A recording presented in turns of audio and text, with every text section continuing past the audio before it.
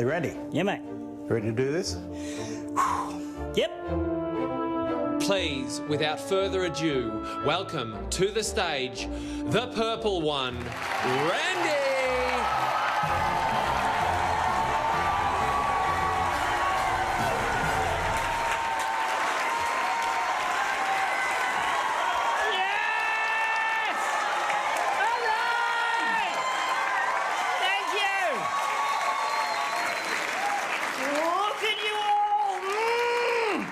This is so exciting! This is my favourite bit of the show, this bit. The expectation. You don't know what to expect. I don't know what to expect. I've got high hopes for you people. I think you're going to be fantastic. Some of you may have never seen me before. There's probably a couple of you wondering what the fuck is going on right now. A couple of people up the back probably regretting smoking that spliff before they came in.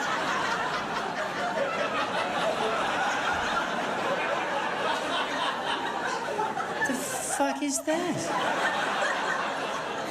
It's all right, just relax. Throughout the show, I'm probably going to walk from about here over to here. Any further than that, it's going to ruin the magic. All right? And this is pretty much what it's going to look like for the next 56 and a half minutes, so just adjust your eyeballs to this shit accordingly. It's pretty good. We did my tech rehearsal today and we set this lighting state and I was like, that looks good, that looks good. And Stu, my lighting guy back there, said, is that it? I was like, no, Stu, we can turn on the lamp as well, like this. Yes. So we did that just to justify Stu's certificate 4 in fucking theatre production. Give it up for Stu! Up the back!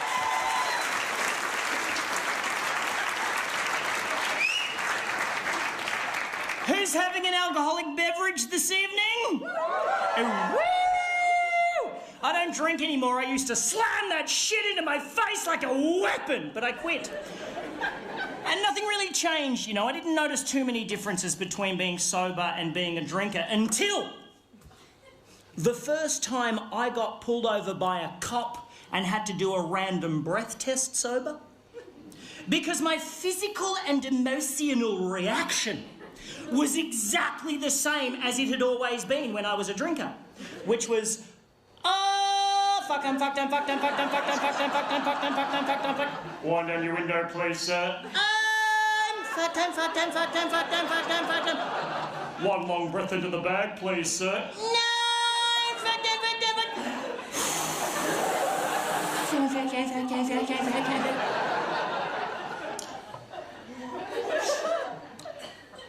You're free to go, mate. Oh, yeah, I am. And the sense of euphoria I felt was the closest feeling I'd had to being drunk since I quit drinking. To the point that I now drive around on Friday and Saturday nights looking for cops. And if I get pulled over, I pretend I'm drunk just to get an extra rush. Ah! Seriously, if you ever get pulled over and you're sober, pretend you're wasted. Oh, the buzz! It's like shelving 9 pills at once. It's fucking sick. Seriously, next time the cop's walking towards the car, just be like, oh, shush everyone, he's coming! Jack normal, he's coming! Put it down! Put it down, he's coming! Shush, he's coming! He's here!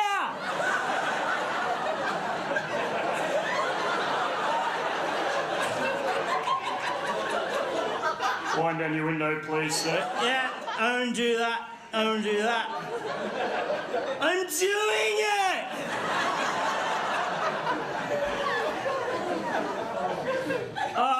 It's electric. The button's in the middle because it's electric.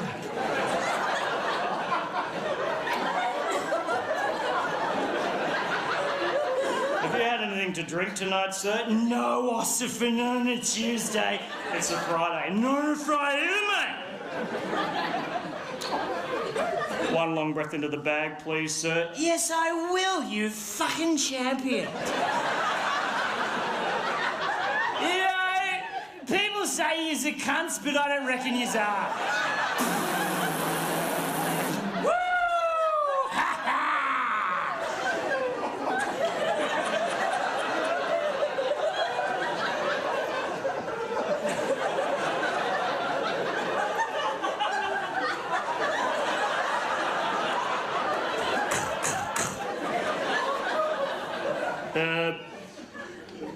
You're free to go. Fuck yeah! Brrr, meep, meep.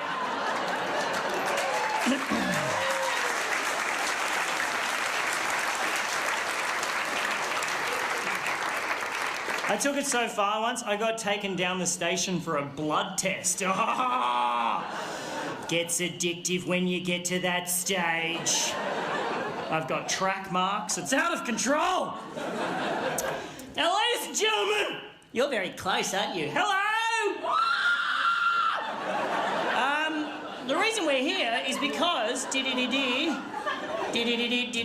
wrote a book. Yes. Woo! Now you can clap, but I'm concerned that it might be a bit shit.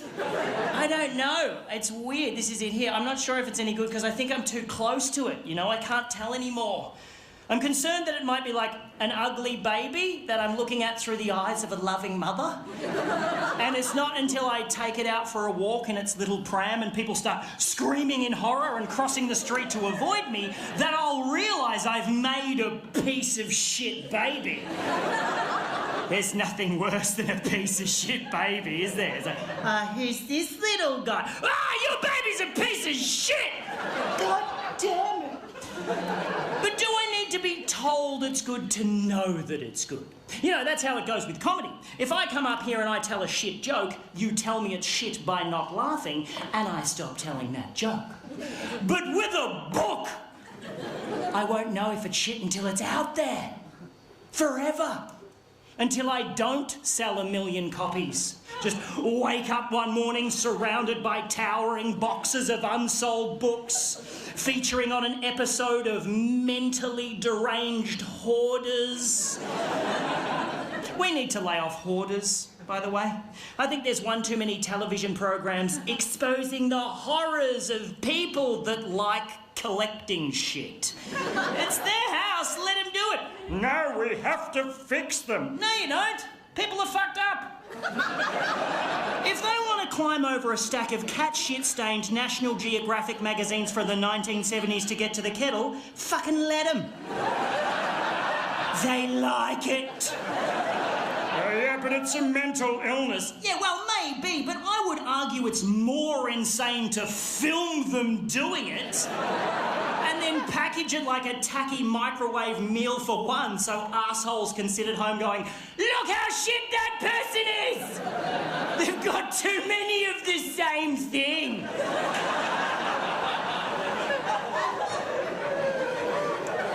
Who's more insane in that scenario, I ponder? Anyway, my book is called Walking to Skye. It's about a young man who walks from the southernmost borders of Scotland up to the Isle of Skye in the far north, retracing the footsteps of his great-great-grandfather and having a massive existential crisis along the way. It's a real humdinger! And now that I've written it, I am terrified to let anybody read it. So what I've decided to do is I'm going to read bits of the book out, you're going to react, and then at the end, we'll all collectively decide whether or not I should kill myself. Okay? Okay. Here we go. Ready? Everybody comfortable? No one needs to go to the toilet or get a drink or anything? No? If you do, seriously, just go for it, because fucking...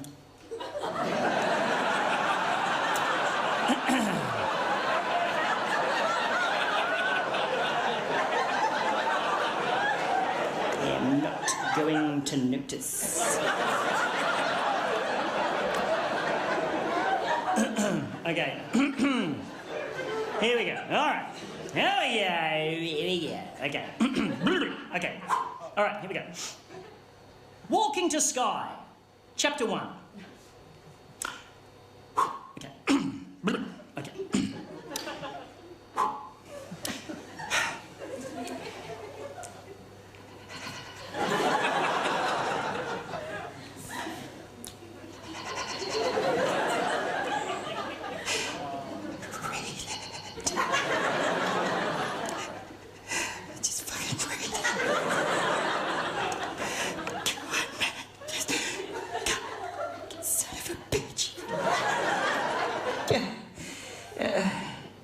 too scared.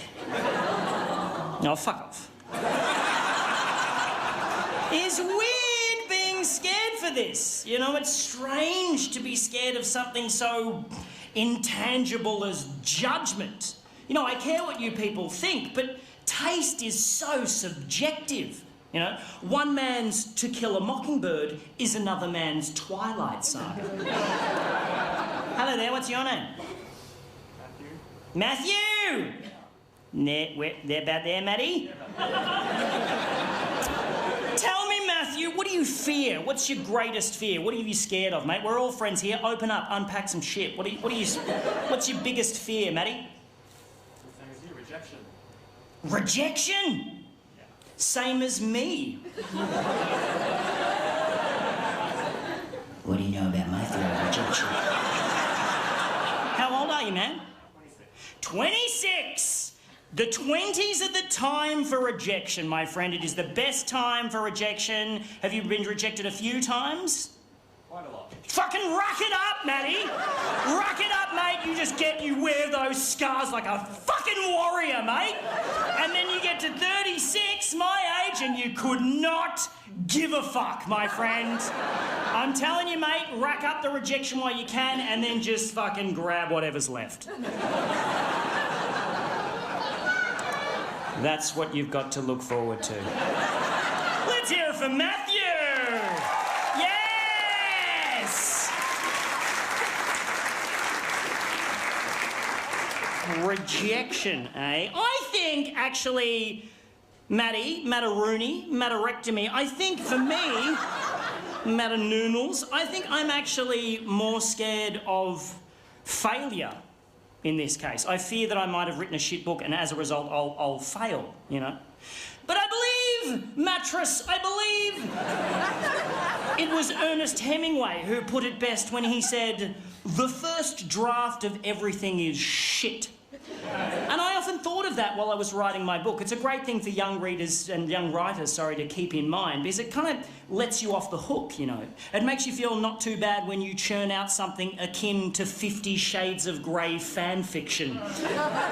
Every nerve ending in my body tingled as he boldly placed his swollen member directly onto my left shoulder.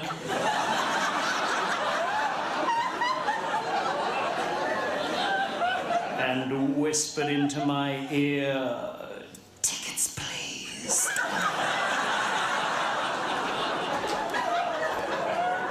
Suffice to say, that won't be the last time I catch the bus to Broadmeadows.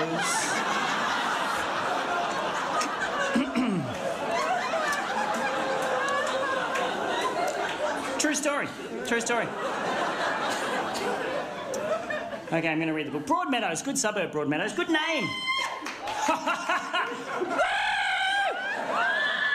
Has Broadmeadows ever had that reaction anywhere ever? How good is Broadmeadows? Woo!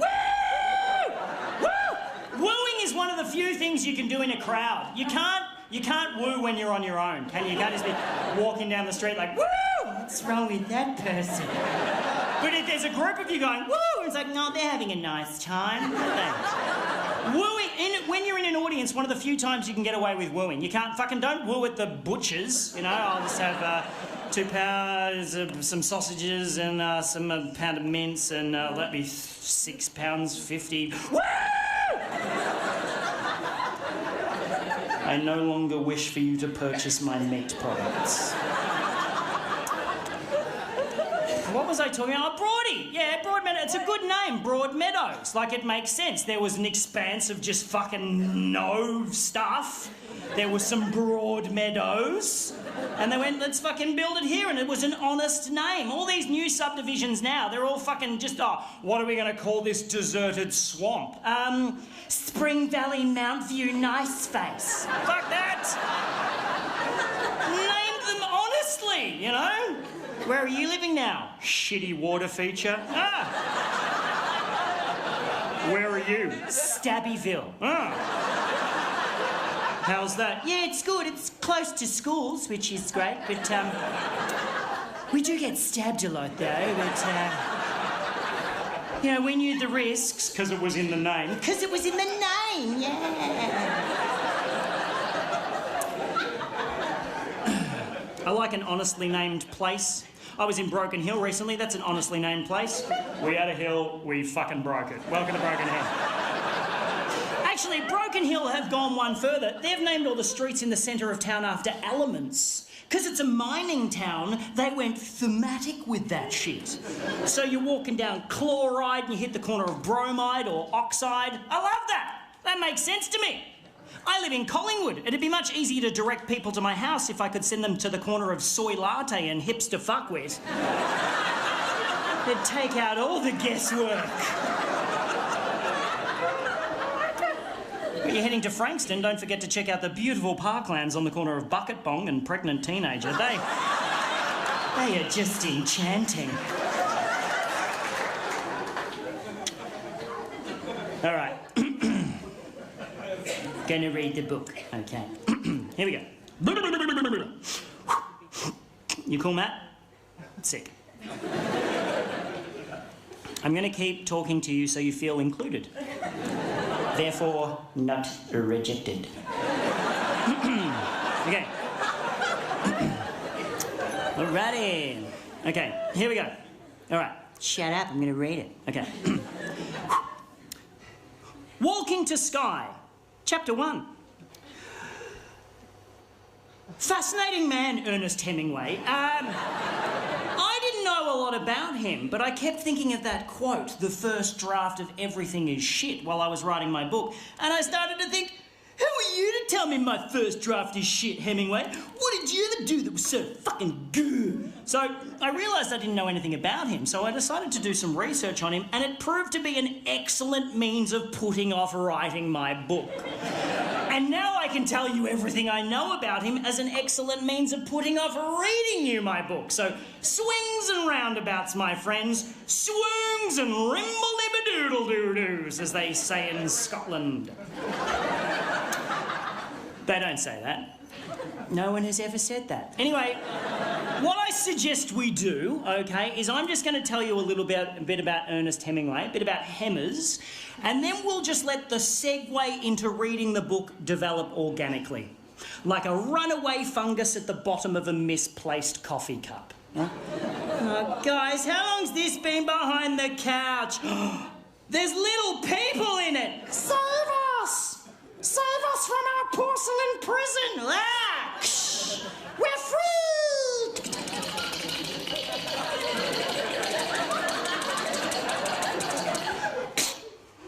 It's just for me, that bit. It's just for me. Okay. Okay, here we go, ladies and gentlemen. For the very first time, I would wager in all of your living memories, I now am proud to present to you the life and times of Ernest Miller Hemingway in approximately 3.5 minutes. Go!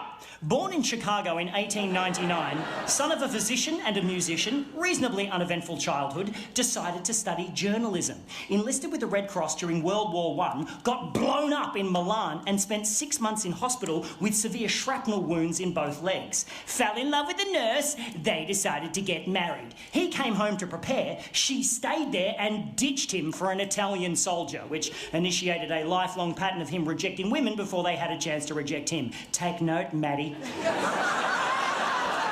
Got a job as a foreign correspondent, fell in love with his roommate's sister, married her and moved to Paris. They hung out with Gertrude Stein, they kicked it with Pablo Picasso. He started writing in earnest, no pun intended, moved to Toronto, had a kid, moved back to Paris, published a couple of books, cheated on his wife, got divorced, married the other woman, converted to Catholicism, cut his head open after pulling on a cord thinking he was flushing a toilet and instead ripped a skylight from the roof and smashed it onto his face. Moved to Kansas City, had another kid, his dad committed suicide, he shot a lot of bears for some reason. Had a car accident, had another kid, went to Africa to kill some wild animals and got dysentery, karma. Published another book, moved to Cuba, shot himself in the leg whilst aiming at a shark. Cheated on his wife, got divorced, married the other woman, published For Whom the Bell Tolls, sold 500,000 copies in a couple of months and got nominated for a Pulitzer Prize, cheated on his wife, got divorced, married the other woman, became the self-appointed leader of a band of village militia outside of Paris, and was subsequently brought up on charges for contravening the Geneva Convention and got away with it like a fucking champion, got pneumonia, moved back to Cuba, and spent most of his spare time on his boat tracking Nazi U-boats with a machine gun and a pile of hand grenades. I am not making this shit up! Had a few more car accidents, 3 more concussions, got clawed while playing with a lion. Got depressed, drank, got fat, published a couple more books, went back to Africa to shoot some more wild animals, and barely survived 2 separate plane crashes in the space of 24 hours, winding up with a fractured skull, internal bleeding, cracked spine, ruptured liver, first-degree burns, and a paralysed sphincter muscle. Come on! Won a Nobel Prize, had a file opened on him by J. Edgar Hoover, left a bunch of shit in a safe in Cuba and moved to Idaho, paranoid that the feds were following him, which they were because he spent most of the 1940s working for the KGB. Again, not making this shit up. Suffered from hepatitis, nephritis, hypertension, hemochromatosis, anemia, and impotence. Come on. Got committed, received way too much electroconvulsive therapy and came out all fucked up, started hinting at suicide, so immediately got recommitted, received another couple of months' worth of electroconvulsive therapy, got released, put both barrels of his favourite 12-gauge shotgun into his mouth, and blew his fucking head off. What a guy!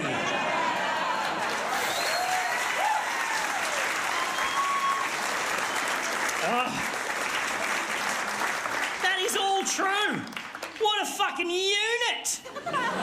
Hemingway is the quintessential anti-hero, the talented, charismatic, belligerent, suicidal, alcoholic genius that can't keep his dick in his trousers. And he still found time to write about 15 books.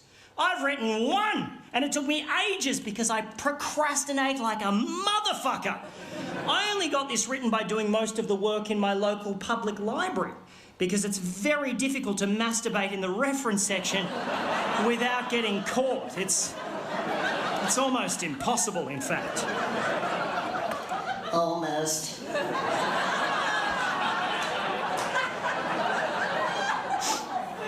I don't even enjoy masturbating anymore. I just do it to avoid other tasks. And if it's something I really don't want to do, I can seriously just go back-to-back wanks. Just till it's painful. Like, nah! Like, hurty cum. Like, no!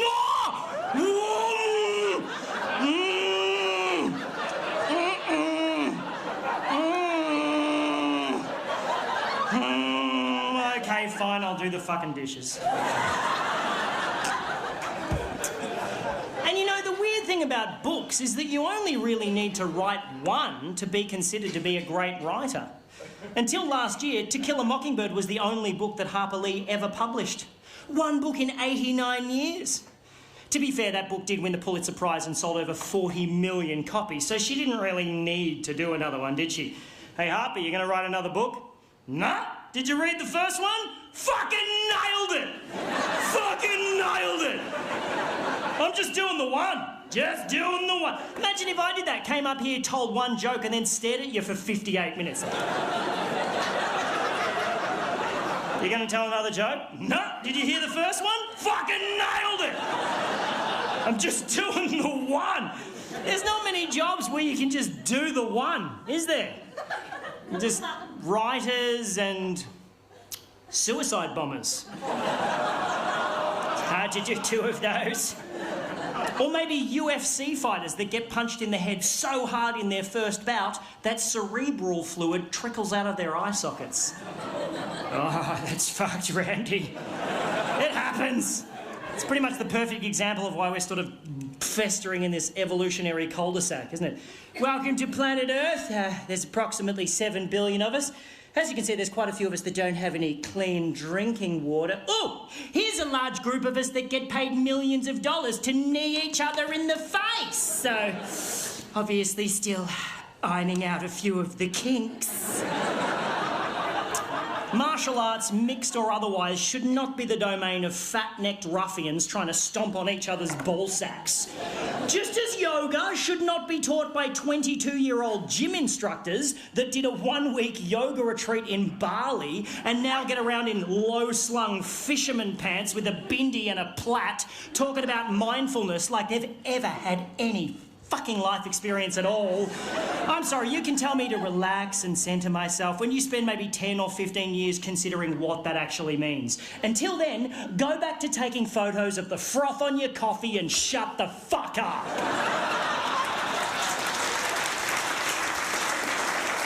And I'm torn. I'm torn because I do yoga. I buy organic vegetables. I blindly sign internet petitions without reading the fine print, give myself a good old pat on the back and return to downloading hardcore pornography. I'm trying to be a good Buddhist, I'm trying. But it's even difficult to identify as Buddhist in the current climate without coming across as some sort of new age pompous twat just dipping his toe into the what does it all mean kiddie pool while holding a beer in one hand, a cigarette in the other, and staring lecherously across the backyard at your cousin's tits. Geez, Tamara's grown up since last Christmas, hasn't she?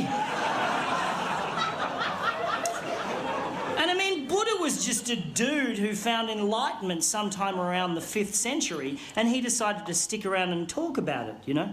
But he made it clear that everything's optional, I guess. You know, here's the thing I've discovered. I think it's pretty nifty, but you can find your own way through it.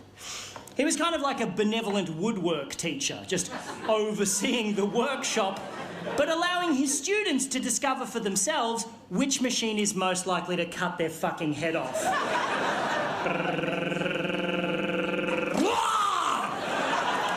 It was that one, Gareth. Well done. A+, matey. A+ for you. And there's been loads of other Buddhas since, right? But they haven't necessarily felt the calling to stick around and talk about it, I guess. They just become enlightened and fuck off. I think that's fantastic. But are you only enlightened if you're able to share it with people? You know? If I write a book and nobody reads it, is it still art? What is the collective noun for monkeys?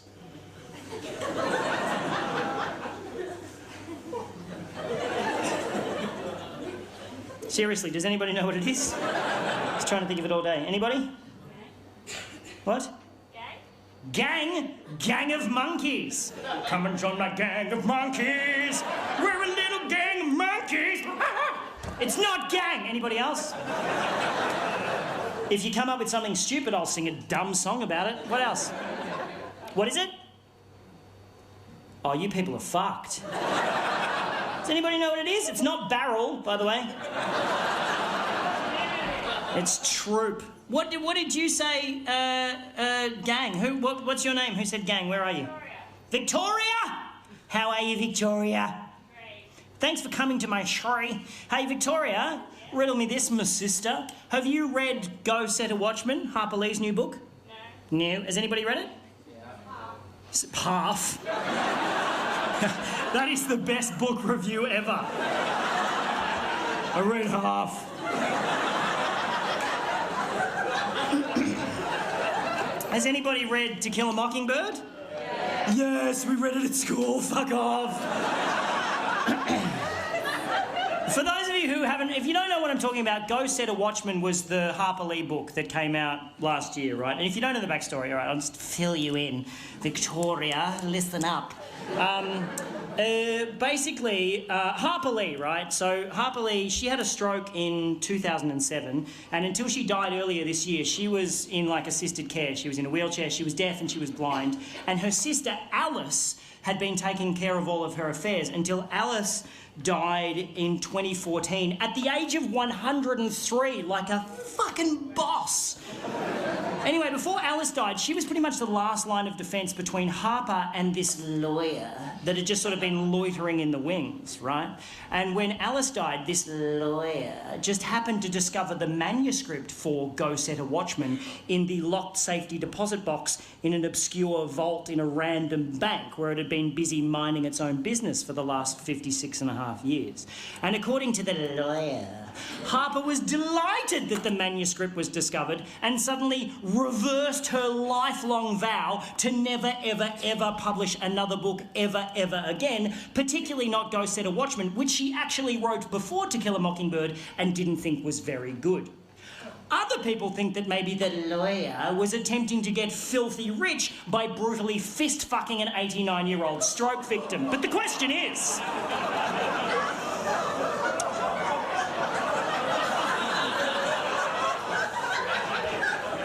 The question is, if To Kill a Mockingbird had have stayed in that vault alongside this newly discovered manuscript, would it still technically be a work of literary genius? Or is it only once something's been evaluated by the world and possibly someone's made some cash off it that it's considered to be valid artistic expression? Is art only art once it's been witnessed, acknowledged? If I don't take a bow at the end of this show, does it devalue the performance? Will you feel unsatisfied? Or rejected?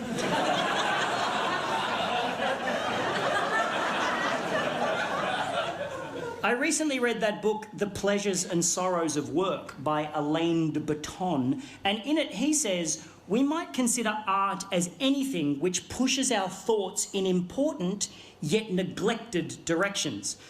Now, I'd like to consider what I do artistic expression, but that sort of poses the question, do people really need their thoughts pushed in the direction of old ladies being brutally fist-fucked? Is that my artistic legacy? Is that what I'm going to leave behind? You know, oh, Randy, he was the old lady fisting guy, wasn't he? Yeah, very droll, yeah. Because Ernest Hemingway is remembered more for his literary talents than for being an insufferable cunt with a penchant for killing shit and cheating on his multiple wives. Does his artistic legacy outshine his tactless and unfortunate personal life? Is it better to be a mindful human that leaves no palpable remnants of artistry behind, or a violently unlikable sexual deviant that shits handfuls of heartbreakingly beautiful sonnets and sonatas out of his asshole before brunch? Because it's the image of the tortured, self-destructive artist that prevails 9 times out of 10. Amy Winehouse was just a girl that wanted to sing some songs. Do you know what I mean? So, should I just keep my fucking mouth shut and try to navigate towards enlightenment, leaving behind an intangible trail of good deeds? Or do I dive deeper and deeper into the inky black ocean of self-destruction and self-indulgence until I nail my chosen art form, leaving an echo for the eternal wonderment of countless future generations that will just breeze over my arsehole personality? It's what's keeping me up in the night times. Yeah.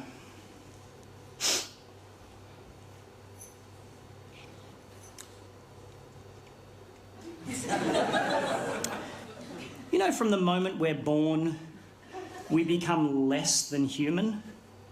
You know that? All the bacteria from our mother is passed on to us on the way out of the womb, and from then on, we just continue to collect shit on the inside and the outside until the day we expire.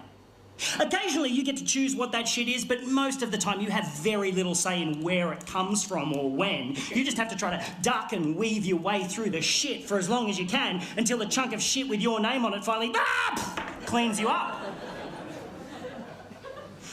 Look, I know this was billed as a comedy, but let's talk about death. Woo! There are some pretty fucking ridiculous ways to die, though. Oh, like that guy, that scuba diver they found when they put out the bushfire. Oh my God, God, have you heard this fucking story? They put out like a bushfire and they found a dude in full scuba gear and they figured out that the water bomber plane or helicopter that scoops up the water to put out the fire accidentally picked up a diver and dumped him into the flames. What a fucked up way to go! It's pretty much the polar opposite of he died peacefully in his sleep, isn't it? Just dumped out of a plane into a blazing inferno with a highly flammable gas tank instead of a parachute strapped to your back. Like, no! Oh, I just wanted to look at the fish.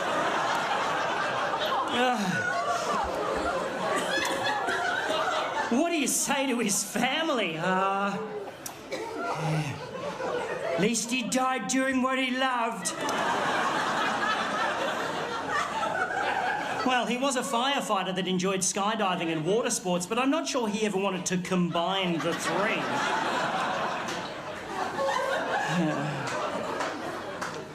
That's better, isn't it? Tell more jokes, you little purple fucker. I heard a good joke the other day. How do you know if a hippie has been to your house? They're still there. How do you know if someone's vegan? They'll tell you, yes. I'm vegan. I initially became vegan for environmental and ethical reasons, and now I just do it to give people the shits at dinner parties. Like, get it away, I can't eat that. Meat's murder. Stop having fun, everyone! It's a funny conversation, the vegan one. You bring it up and people just go, shut up, fuckhead. But it's funny. Because you know you don't actually need to eat meat. You don't need it. Nobody actually needs it. Unless you're on hemodialysis and you have to inhale a rare porterhouse steak every 3 hours to stop your kidneys packing in. You don't actually need it. That makes it a choice. And it's your choice. As long as you understand that that choice is born from belief, and that particular belief is called carnism. It's an inherited belief system that sort of conditions us to eat meat. And the notion is so pervasive, I guess, it's viewed as a given rather than a choice. But it's totally a choice. Where do you get your protein from then, you little poofter?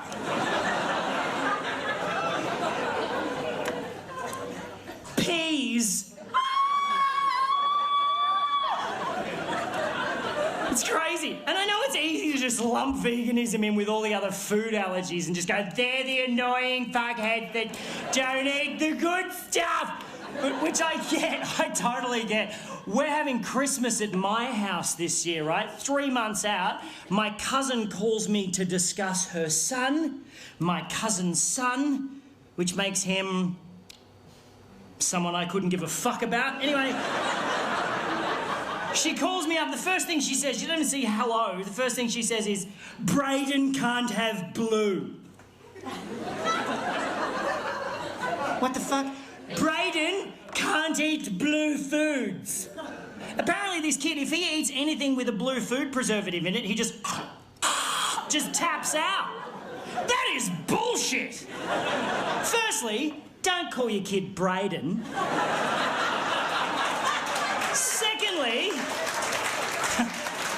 Secondly, blue is not even a natural colour for foodstuffs. It occurs very rarely in nature. Name me one blue food. Blueberries are fucking purple! I'm talking about Mentos blue, like 7-Eleven slushy blue. What flavour is that? Fucking highlighter? I know, Randy, blue means mint. Mint is green. If you planted mint and it came up blue, you would set that shit on fire. And that's cool. It's cool. It's like ice. It's like water. Water is clear. The only time water is blue is when there's billions of tons of it and it's all in the one spot. And then it's got all sorts of shit in it, like salt and sharks. Blue means sharks in it. Don't eat it. It's got sharks in it. You know, when sharks eat people, it's fucked. But it shits me how they immediately go out and kill the shark. Like, oh, it's gone rogue. It's gone rogue. No, it hasn't. It's just doing what millions of years of evolution have programmed it to do. Fucking swim around eating shit. Yeah, but...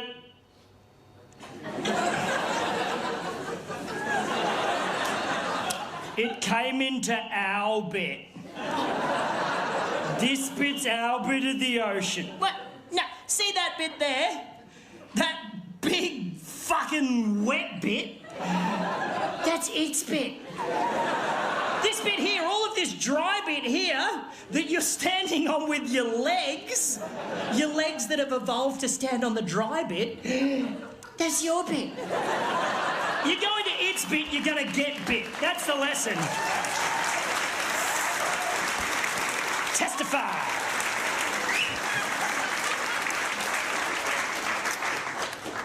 Paddle out next to a seal colony and wiggle your ass around like a slutty little hors d'oeuvre. Complain when you get munched. There's that weird disconnect, you know? It's the same thing as carnism. It's like if I imagine a pig is just a pig and all pigs are the same, then I can detach what is on my plate from how it got there. It's just how most of us are brought up, you know? But if you saw someone slit the throat of a Labrador and then string it upside down to die an excruciating death, just squirming and bleeding out at the end of a steel hook, you'd think it was a bit fucked. How is a pig any different? It's not. It's actually not. I said that on stage in Rockhampton in Queensland about four months ago. I was like, how is a pig any different? And a man in the audience yelled out, bacon! Touché, sir. You win this round. He actually came up to me after the show. I was standing at the merch desk, not selling anything, and I saw him coming from the other side of the room. He's this massive dude. He's like, oh, you're a large man. He said, I was the one that said bacon. I was like, fucking don't kill me. He goes, nah, you're right, mate. You're right, mate. It's the most passive-aggressive Aussie male thing you can say to another dude. Nah, you're right, mate. It basically means I want to punch your fucking head in, but I don't want to upset me missus. You're all right, mate.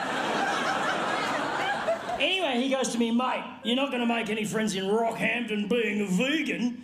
Did you know that Rocky is actually the beef capital of Australia? Oh, fuck, I didn't know that.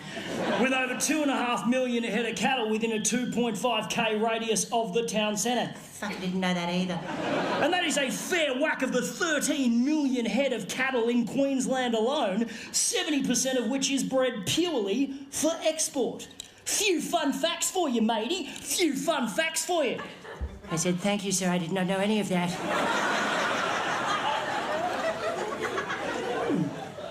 Did you know that globally, cows produce 38% more greenhouse gas than every single car, truck, bus, boat, train and plane combined each year? That breeding animals for food uses up 1/3 of the planet's fresh water, takes up 45% of the Earth's surface, and is responsible for a whopping 91% of Amazon destruction, making it the #1 leading cause of species extinction, resource consumption, and environmental degradation, destroying the planet on a daily basis. Few fun facts for you, matey! Few fun facts for you! Now, I'm aware this is in danger of becoming a TED Talk at this point. Jeez, there's a lot of statistics. Is there going to be a test? That's right, it's fine. So I'll read the book, all right? I'll read the book. I'm not forcing my opinions on you. I'm merely saying them with a microphone. You're paying for it. Lock the doors! No, seriously. Okay, here we go.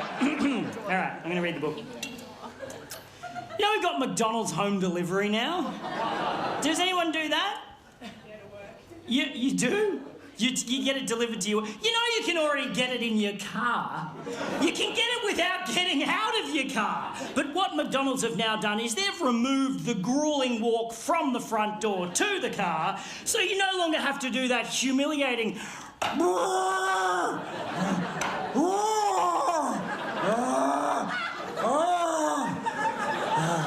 now I have to open my car door. Oh, God damn you. God damn you. Click.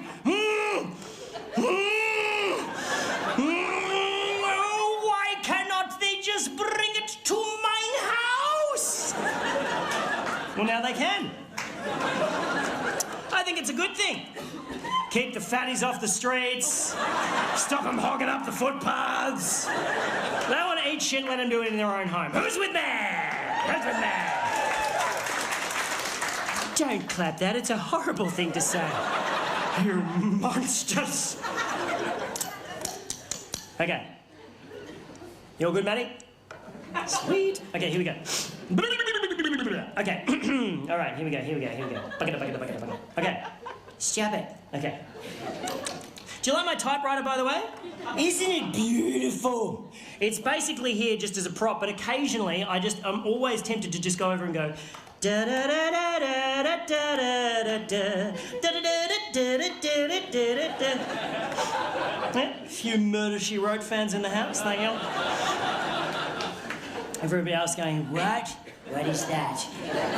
Sounds like an old person's joke. It is. Totally is. All right, here we go. Okay, fuck. Okay, here we go. Okay. Walking to Skye, Chapter 1. I bought a bookshelf on Gumtree recently. It was an amazing experience. I'll quickly tell you about it and then I'll read the book. But I found it strange because it made me start to think about the way, like, our methods of communication have sort of changed over the years. You know, in the old days, if you wanted a bookshelf, you'd just go see Gareth the bookshelf guy because he was the dude in your tribe that made the bookshelves. He had a little bookshelf cave. He was reputable. Now any mad bastard can sell their shit on Gumtree. You know what I mean? As a species, we're sort of able to cope with knowing and gossiping about around like 100 or 150 people. That's like the limit of our tribe. Any more than that, it starts to get confusing, which is why we created abstract constructs like territories and deities to unite larger groups of people under an imaginary common factor. And it works a treat because we only really gather en masse on special occasions. But I think like social media and it's fucking all that up, you know? I don't think we're able to deal with the thousands of people we're connected to on a daily basis, and as a result we neglect our immediate 150, you know? That's why I never get invited to parties anymore. It's not because I ramble on about veganism and fisting old ladies. It's because I'm not on Facebook and everybody just assumes you are. I am so behind on the births, deaths and marriages of my friends that I feel like the time traveller's wife every time I go to a party. I'm like, this is Tim, he's our son, he's 6 now. Fucking didn't even know you were pregnant. Anyway, and you know smartphones aren't that great. You know that, right? They're not that great. You don't need the internet in your pocket. You work at Coles, okay? You're not working for the president. You don't need it. You don't need that much information. And also, what was the point of developing opposable thumbs for you to take a photo of your head and post it on the internet and then just stand by for validation? No one gives a fuck about your head. They'll only validate it in order to gain permission to post a photo of their own head on the internet and stand by for validation. The people who give a fuck about your head will at some point see it in real life. Fuck your head and the neck it rode in on. Your vanity is sucking up my bandwidth. Anyway, this is what's going through my head as I'm on Gumtree looking for a bookshelf, because you know when you put something in the search in Booktree, what the fuck? When you put something in the search on Gumtree, I'm having a stroke up here. Yeah, when you put something in the search, right, and like, there's always a couple of things that come up in the list that are like the polar opposite of what you search for. I'm like, get out of my head, Gumtree algorithms, conspiracy. No, but seriously, you type, it's like bookshelf, and it's like bookshelf, bookshelf, bookshelf, gramophone. Bookshelf, bookshelf, bookshelf, combine harvester. What the fuck? That's actually a pretty good price.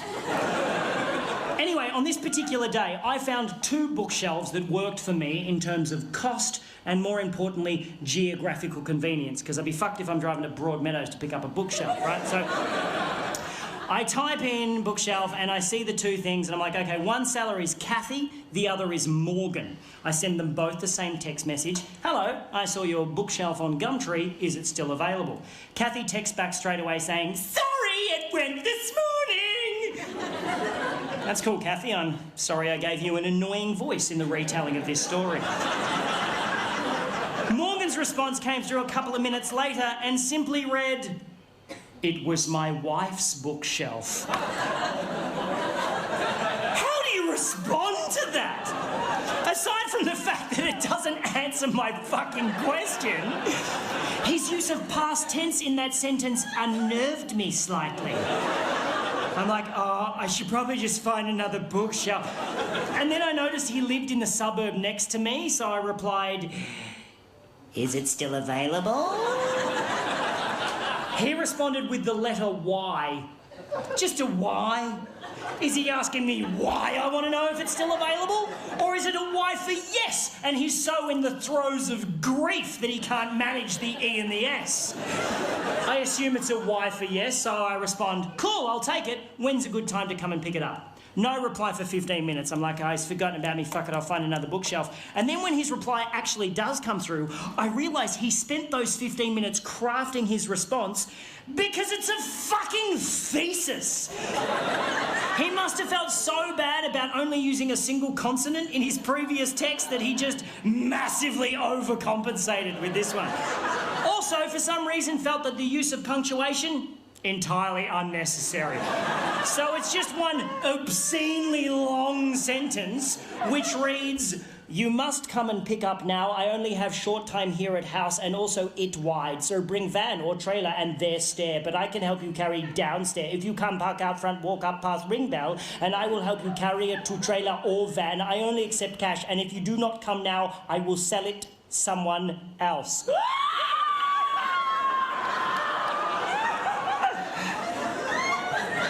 Again, I'm thinking, oh, I should just find another bookshelf at this point.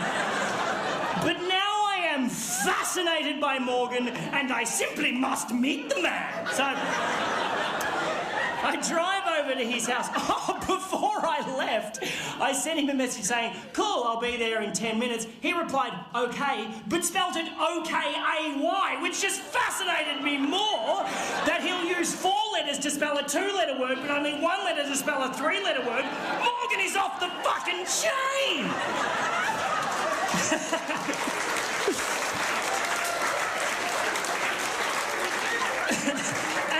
Driving over to his house, I'm trying to picture what he's going to be like, you know. His pidgin English might suggest ethnicity of some sort, but I don't want to racially profile him.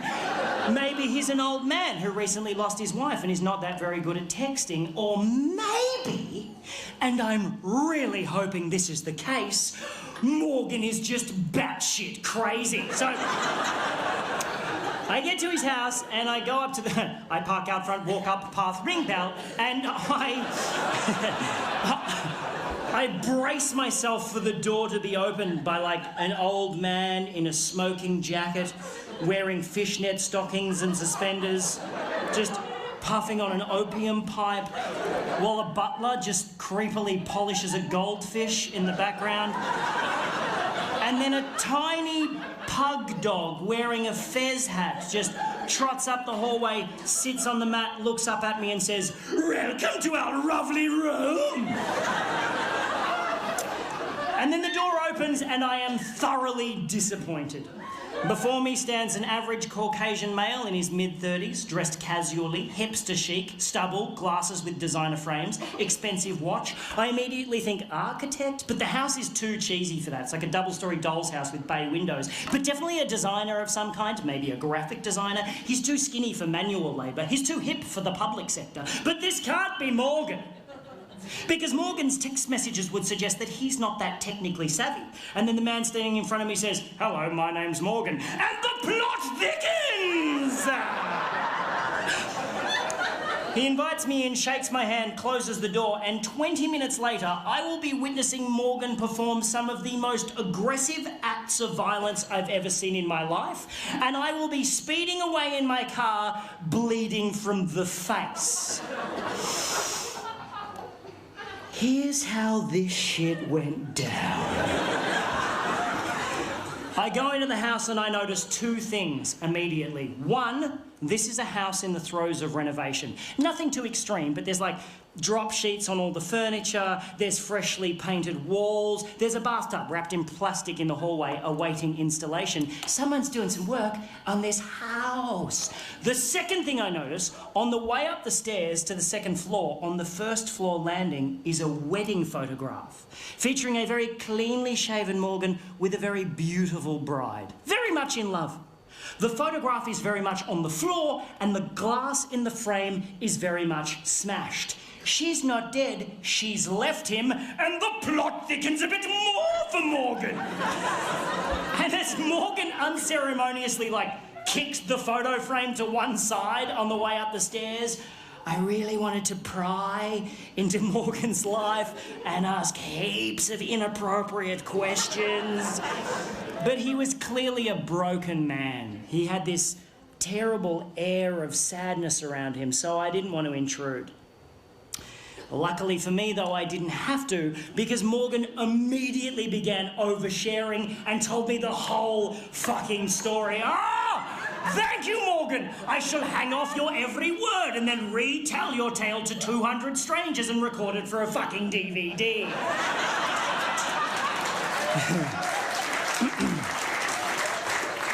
He is a graphic designer, yes, and he's really good at it. He does massive rebranding campaigns for large corporations. He gets flown all over the world doing this shit, right?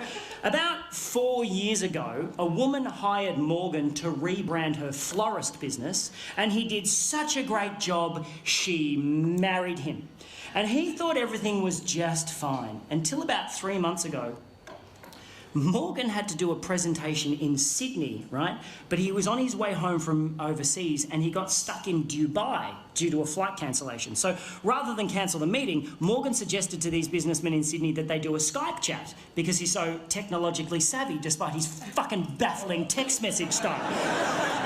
So Morgan checks into a hotel, cracks open his laptop and starts Skyping with this room full of businessmen in Sydney who are all watching Morgan on a massive screen on their boardroom wall, right?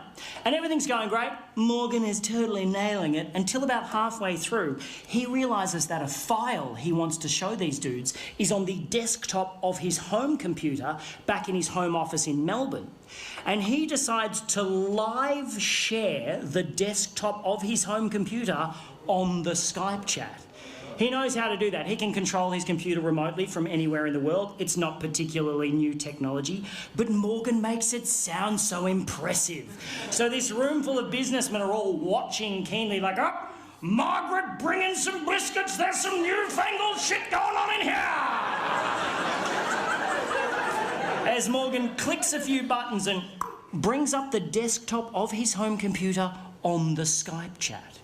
Now, what Morgan doesn't realise is that his wife has been using the photo booth app on that particular computer to take pictures of herself. To take naked pictures of herself. To take naked pictures of herself doing some pretty fucked up shit. It's embarrassing to say the least. Just as Margaret came back in with the biscuits, I've got you the... Now, those of you who are familiar with the photo booth app will know that how it works is it accesses the built-in camera in your computer and with a click of a button takes a photo of you when you're standing in front of the screen. And if you know that, you'll also know that if you leave that application open, the camera also stays open, witnessing whatever may be happening in front of the computer in real time, such as your wife in your home office fucking your best mate.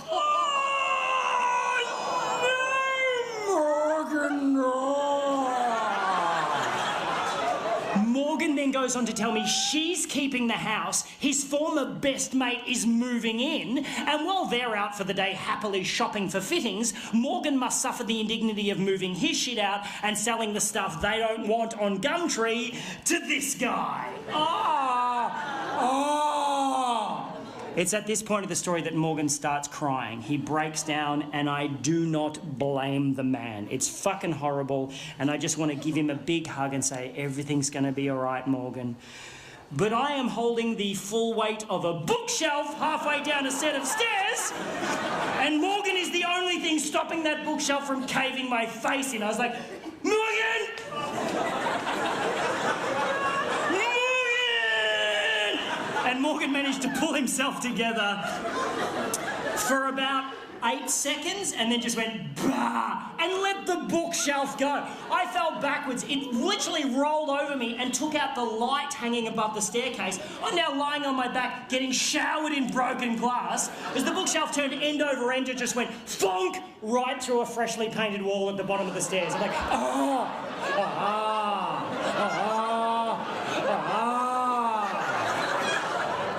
I've got a tiny cut on my forehead which is just pissing blood for some reason. Apart from that, I'm fine. Morgan, however, he's not fine.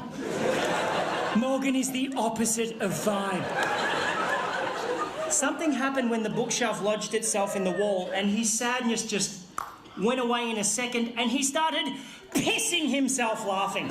Hysterical. And he had the creepiest laugh I've ever heard in my life. I'm standing going, this is weird, and he's going like some sort of demonically possessed baritone kookaburra. He's like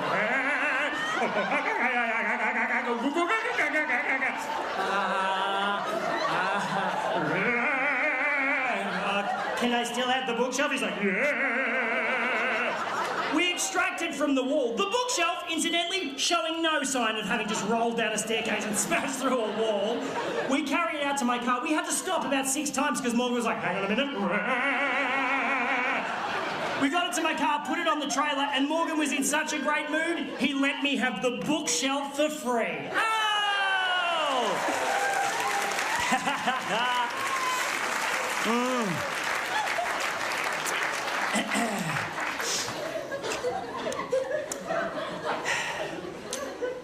And that's where the story should end. But there was something about the bookshelf going through the wall that flipped a fucking switch in Morgan's head, and he is now hungry for more destruction. So as I started tying the bookshelf down to my trailer, Morgan just strolls over to like an upright mailbox on the front lawn and just starts trying to wrench it out of the ground, just really putting his back into it. He's like, I'm like, you okay, buddy? He's like, yep. He pulls it out of the ground, whereupon he wields it like a fucking battle axe and just starts smashing up the front garden, just beheading the daisies, fucking up the lavender. I'm like, hey Morgan, maybe you want to stop and think about that. And he wheeled around and looked at me like Jack Nicholson chasing Shelley Duvall up the stairs in The Shining and said, why don't you mind your own fucking business? Yep, cool, man. Yep. Now, I like tying knots. I'm quite good at tying knots. If I tie something down, I take my time because I want it to stay there. But as Morgan nonchalantly strolled up the driveway, rolled up the garage door, and put the mailbox through the windscreen of an Audi, I must admit, I kind of rushed my knot tying job. I got in the car, I'm about to drive off. I'm like looking at the house going, I'm sure he'll be fine. And then an armchair smashed out of an upstairs window and just went doink, doink, doink, doink down the front lawn. I was like, what's my duty of care in this situation? I didn't want to call the cops on him. I didn't want him to trash the house. I'm like, fuck, I'm going to have to talk to Morgan. So I got out, I walked up the driveway, shitting myself. You know when someone does something really violent and you're just like, fuck, we're not supposed to do shit like that. Yucky, just yucky feeling in my tum-tum. And I'm standing there in the garage, and there's like an adjoining door in the garage that leads into the house. I can see in through the door into the house, up the staircase. It's like a wooden staircase, and I'm standing in the garage just going, Morgan! Like I was calling a cat for its dinner. Like, Morgan! Moggy, moggy, moggy, moggy, moggy! And then I notice a small trickle of water start to come from the top step. And then a little bit more water, and then quite a lot of water. Just pissing down the stairs like a shitty water feature. I'm like, that can't be right. And then Morgan appeared on the top step holding a hammer like this. bah! I was like, whoa! He's like, bah! Starts running at me, wielding the hammer, going, bah! I'm like, oh no, man, I just wanted to buy a bookshelf. He's like, run straight past me. I'm like, where are you going? He's like, bah! Made a beeline for my car. I'm like, no, man, stop. He's like, stop it, just stop. He spins around and goes, I just checked my phone. She texted me 15 minutes ago saying she'll be here in 15 minutes. We gotta go! And gets into my car. Jesus. Fuck me. I run down the lawn, get in the driver's seat. I'm like, what was with the water? He goes, oh, I put plugs in all of the sinks and turned all the taps on. I'm like, oh, that's fucked. He's like, just drive. I was like, nah. I took off so quick, rounded the corner at the end of his street, and the bookshelf just went, boosh, and exploded against the guardrail. Just exploded in a shower of badly tied knots and broken dreams. So me and Morgan just fucking left it there. Like a little breadcrumb for his ex-wife to find on the way home to her destroyed gingerbread house. I dropped Morgan at a train station. I have never seen him again. And that, my friends, is why I no longer shop on Gumtree. Thank you very much. Thank you very much.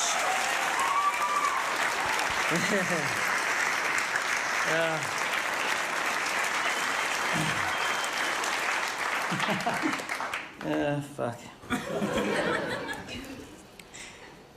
You know my favourite bit of that story? I just made it up. Yeah, it's not true. There is no Morgan. It's very unsatisfying, isn't it? But I saw him in my head. I saw Morgan in my head.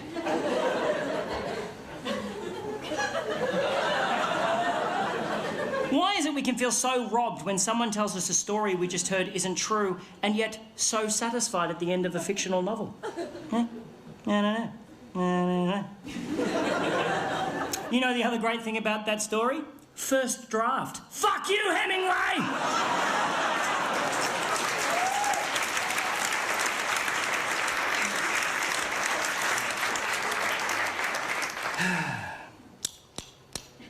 Can't end on that, can I? Those lies? We did not come here to be hoodwinked, sir.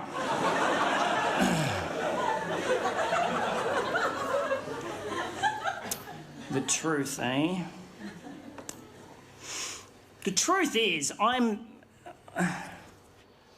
not an exceptional person, you know? Nothing interesting really ever happens to me. I'm massively flawed, and I think I'm quite forgettable, if I'm being 100% honest. And this isn't the shit bit at the end of the show where I get on the cross. I'm like, love me on the way out the door. It's not that. It's just that I don't think, like, on a scale of 1 to memorable, I'm not that memorable. Not on, like, the Morgan sort of scale. Not on the Ernest Hemingway scale, certainly, you know. But if I tell a great story, maybe people will remember that instead. Remember the card trick and just pretend that they don't know how it's done, you know? But must we leave a legacy? Must we make an impact? Do we have to leave a footprint? Is it okay to just settle? Seek safety? Nest, you know? Or must we constantly shake our lives up, or suffer the indiscriminate cruelty of having it shaken against our will? Must we try to carve a path through the tall grass, feeling as though no one has ever felt how we feel? Terrified at what may be lurking low in the grass on either side of us, but just pressing ever onwards with that Paleolithic instinct deep within our chromosomes that the only way is forward, that you have to keep going, that eventually you'll stumble upon the edge of the field, hitch a ride from a passing car, and meet up with the rest of the gang for tea and sandwiches at the old town hall.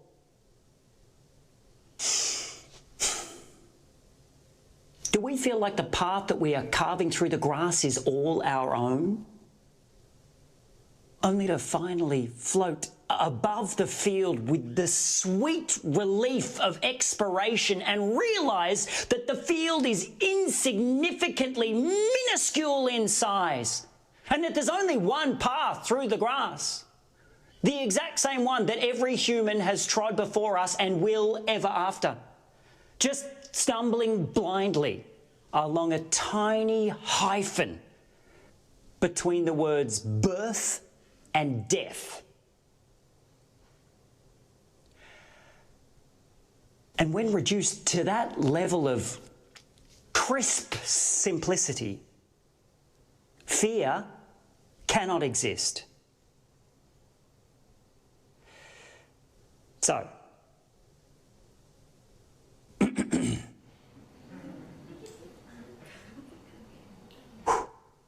Walking to Skye, Chapter 1.